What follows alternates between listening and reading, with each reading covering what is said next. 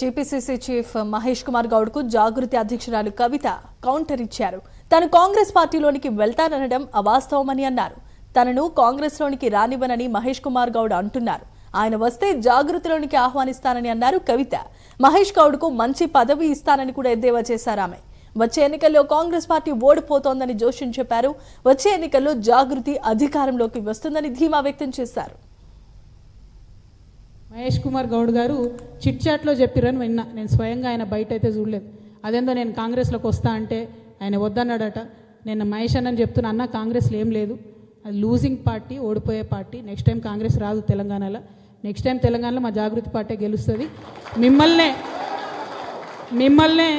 మిమ్మల్నే మహేష్ కుమార్ గౌడ్ గారిని నేను జాగృతిలోకి ఇన్వైట్ చేస్తున్నా. మీకున్న ఎక్స్పీరియన్స్తోని మీకు మంచి పోస్ట్ ఇస్తామన్నా, నేషనల్ కన్వీనర్ ఇస్తాం, మీకు మంచి పోస్ట్ ఇస్తాం, మీరే రండి. మేము చాలా సీరియస్ పొలిటికల్ పార్టీగా చాలా పెద్ద ఎత్తున ప్రజల వద్దకు వెళ్తాం. భగవంతుడి దయతోని, ప్రజల దయతోని తిరుగులేని రాజకీయ శక్తిగా ఈ రాష్ట్రంలో ఆవిర్భవిస్తాం. కాబట్టి మీరు నన్ను బద్నాం చేసే ప్రయత్నం చేయొద్దు.